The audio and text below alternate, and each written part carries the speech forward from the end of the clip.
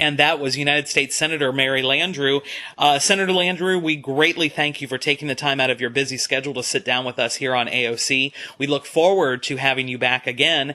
We hope that we can catch up with you from time to time so that you can tell us exactly what's going on in Washington, D.C., and how we, as your constituents, can help you, and vice versa. Thanks again for being such a tireless advocate for us in getting us our fair share of the offshore oil revenues, as you so wellly articulated during that interview. If you'll hang on for a second, we'll be right back. Your founding fathers gave you the right to vote, but only you were a white man with property. It took women 150 years to get that right. My people in the South couldn't vote till 1964. You don't step forward, they'll turn the clock back. You just gotta wake up, girl. It's your air, your future, your country, your water. It's your beautiful brain, and it's your body. You want a great job? You want a great school? Great pay? Equal pay? Vote. Equal pay? Vote. November 2nd. Stand up and vote. Vote. Vote. November 2nd!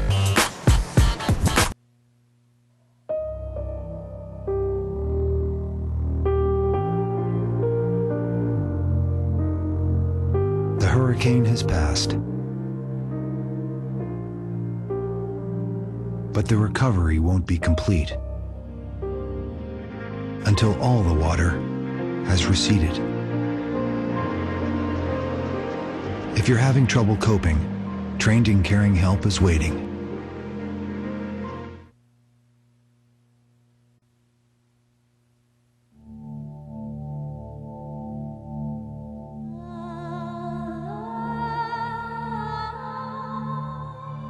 There's a lot of talk out on the street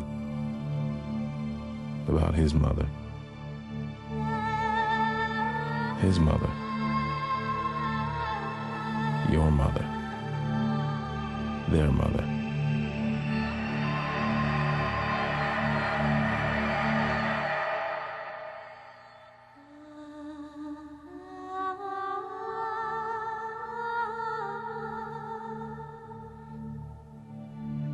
But in the end, is anyone really even thinking about them?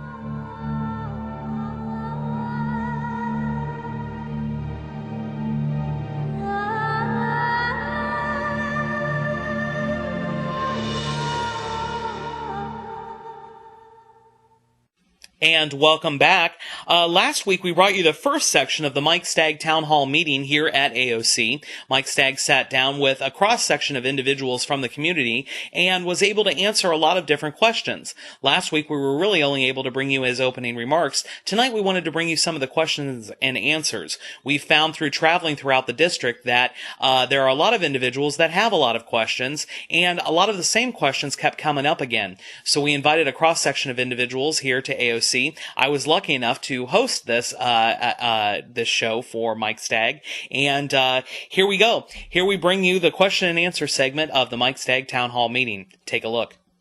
My name is Gob Williams, and I'm an active member in this community.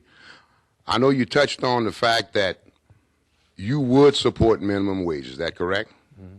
Okay, the other thing I would like to ask you about, if you have any knowledge of this, is the fact that a member from Charles Bustani's office indicated to me and mentioned to me that he did support the minimum wage. A matter of fact, he also said that they tried to pass a bill to increase the minimum wage, and it was rejected by other members of Congress. Do you have any knowledge of this? What happened? Why was this minimum wage increase rejected? Mm-hmm. Well, first of all, let's go back a little bit further and remember that last year, Congressman Bustani, at a public meeting in the Clifton Chenier Center, stated publicly that he opposed the concept of a minimum wage, that he believed the free market should determine the wages of every American, that what you needed to live in Church Point was not the same you needed to live in New York, that he opposed the concept, philosophically opposed the concept of the minimum wage. And the bill that he voted on, and that would have raised the minimum wage, was actually tied to a proposal to eliminate the estate tax. And so while what it did, it provided cover for some Republicans to be able to say that they would support and had supported an increase in minimum wage. But the real intent was to provide that cover while at the same time providing still more tax breaks for the wealthy. I mean, if you look, and all this took place in this last little shadow session of the Congress that came back at the end of September. And what all this was about was posturing, because Congress met this year for fewer than 50 days. Think about that. These people make $160,000 a year. They met for fewer than 50 days.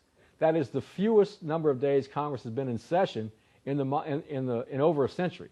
Harry Truman ran against the Do-Nothing Congress in 1948. They met for 120 days. At least they were in session. They were in their seats. They might have done much, but they were in their seats. This Congress wouldn't even go into session. And the fact is that everything that happened when they came back from their summer recess was designed, the intent was to try to create political cover that could conceal from the public, or at least some of the public, the fact that they hadn't done any real work. You can go right down the line. Immigration, yeah, they want to build a 700-mile fence along a 2,300-mile border. And as the governor of Arizona said, Democratic governor of Arizona said, you show me a 50-foot fence, I'll show you a 51-foot ladder. You know, the fact is that this is posturing, and the way the bill is worded, there's no funding for it. There's no funding, and the president then has the option to do what he wants. So it was all window dressing. All this stuff was window dressing and posturing. The fact is that the representative from Congressman Bustani's office that you talked to, I'm sure you couldn't talk to him, he was giving you the party line. That was what the message was intended to be. But the facts are they have no intention of raising the minimum wage. They went through this little charade in order to try to give themselves political cover without taking any real action. Stagg, my name's Bonnie Lamb, and I'm a resident here. And I'm the older boomer group. So I'm concerned about the health care issues.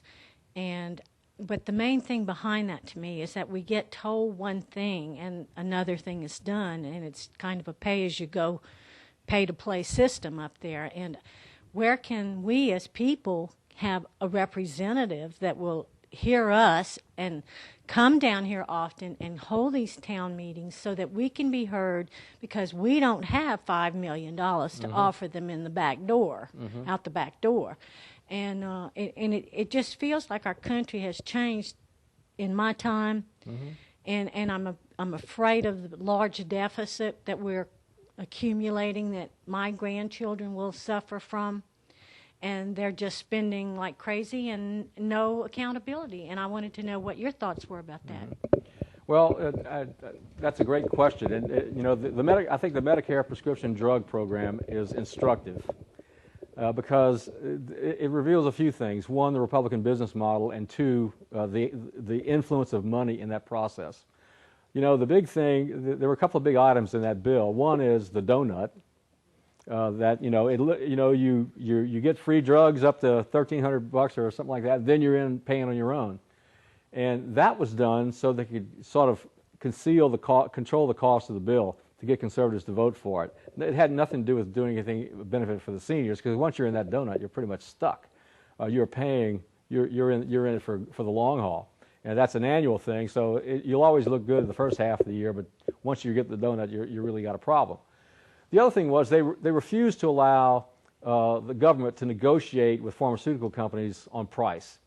And that has Louisiana tie-in, because Billy Tozan was a congressman from the 3rd District at the time, and Billy Tozan allowed the pharmaceutical industry to write that provision into the bill, not influence the writing of it, let him write it. And as you may know, Billy Tozan's job now is the lead representative for pharma. He gets paid $2.5 million a year to represent the industry that he allowed to get this provision in the law. So that is a fundamental and clear-cut example of the influence of money in the political process and how it distorts the system and how it diverts the focus from actually delivering a solution. And I think that what this also shows, again, the point about the Republican business model.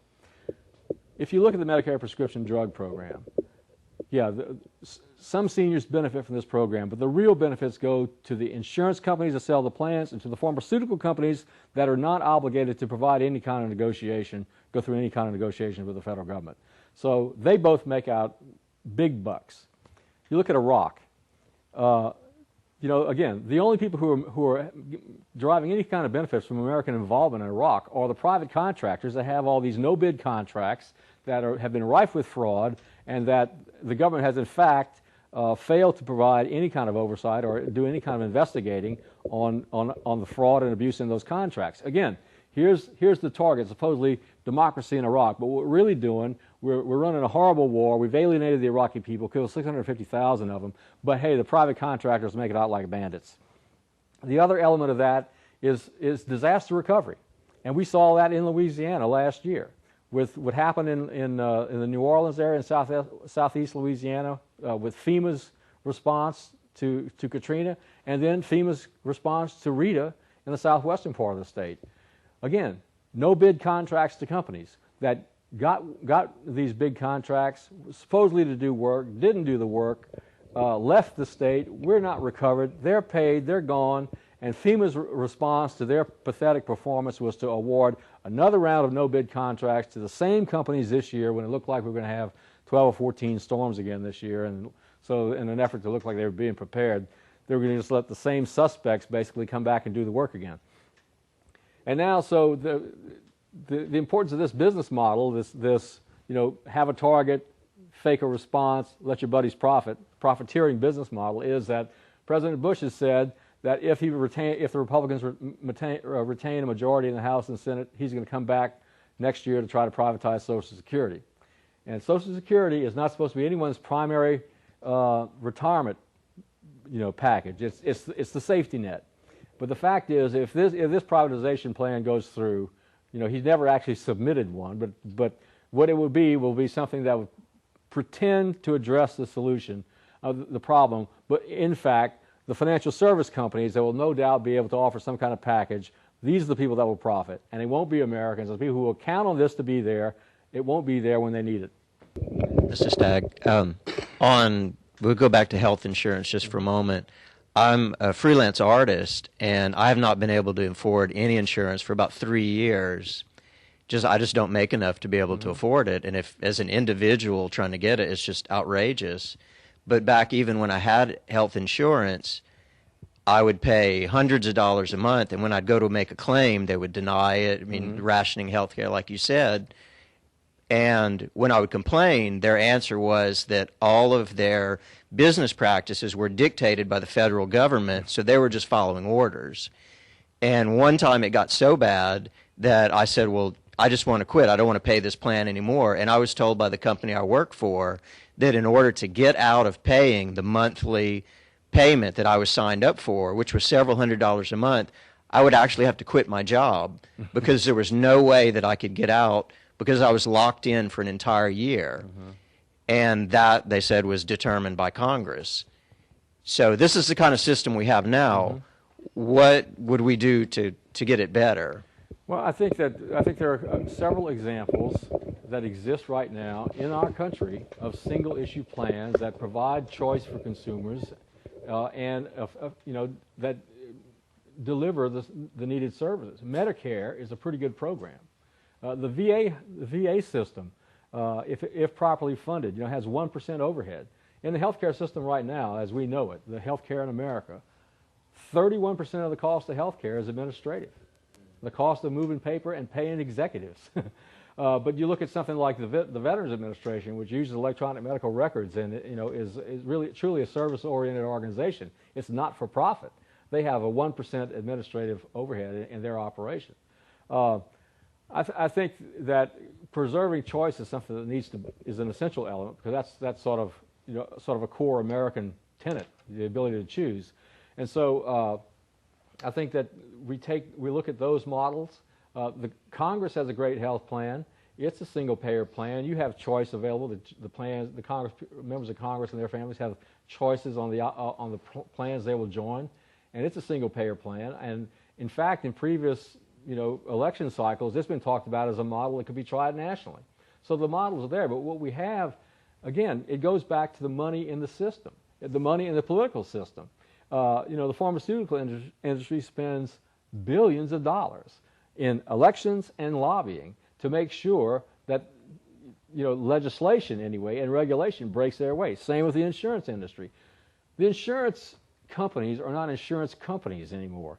My family was in the insurance business when I was a child, and There was a time when insurance companies had to keep their money separate from the bank, separate from the financial and other aspects of the financial business. It was it could be a subsidiary, but it was self-contained. There were firewalls. But what's happened? Those firewalls have been broken down under the guise of deregulation. And so what's happened now? If the financial service company loses money in the stock market, your insurance premiums can go up. If the financial service company loses money in real estate, your insurance premiums can go up.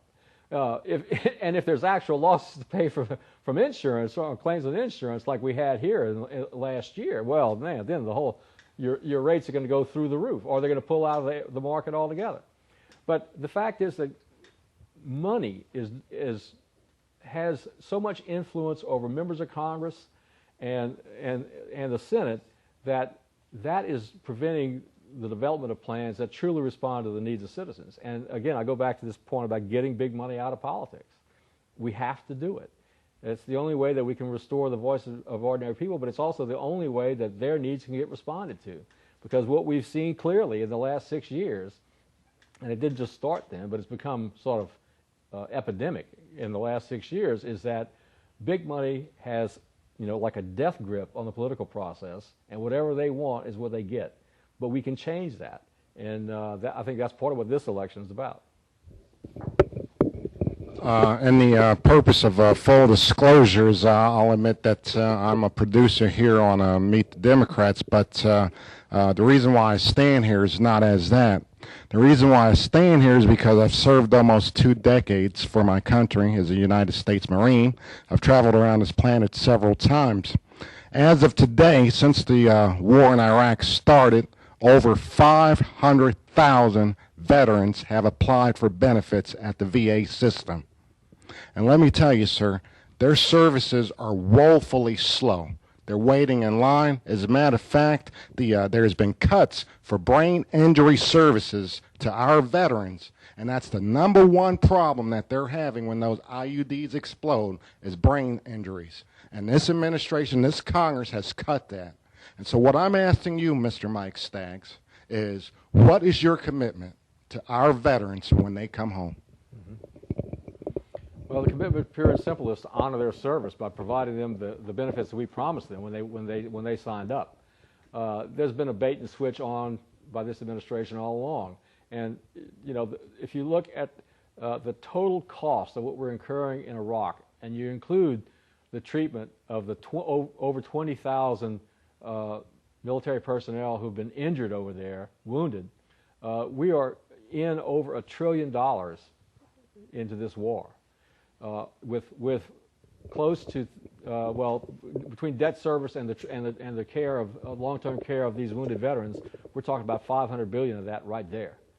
And we have a great obligation to those people. I think a sacred obligation to those veterans because again, their service is a contract with this country, and I think that what the failure of the Bush administration to provide adequate funding for these veteran services and for there to be any kind of barrier for them to get access to those services, I think is immoral.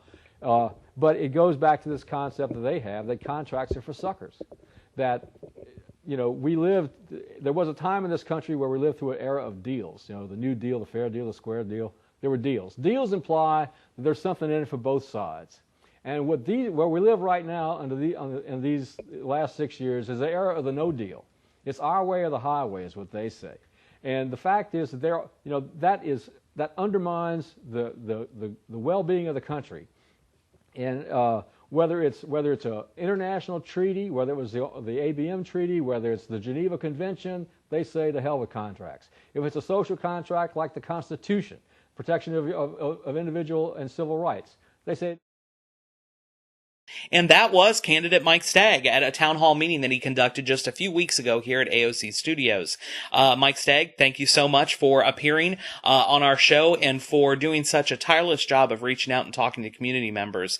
It's not too late. It's not too late to show your support for Mike Stagg. Log on to his website at mikestagg.com. There you can order yard signs. It's only a week away for Election Day.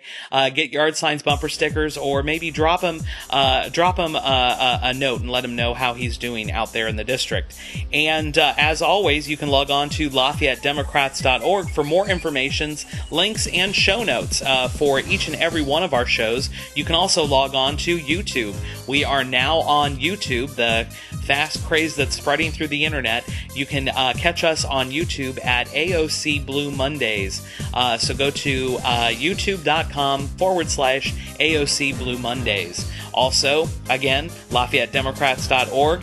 And we are quickly out of time, regretfully. This has been yet another Blue Mondays. I am Stephen Handwerk, and I am your host here each and every week on AOC Blue Mondays. Again, check out our website, LafayetteDemocrats.org, and don't forget to check out the Left blog over at the Daily Advertiser's website, theadvertiser.com. That'll be on tomorrow morning anytime after 8 a.m.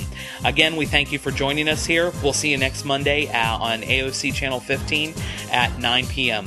Thanks a lot, and have a great week.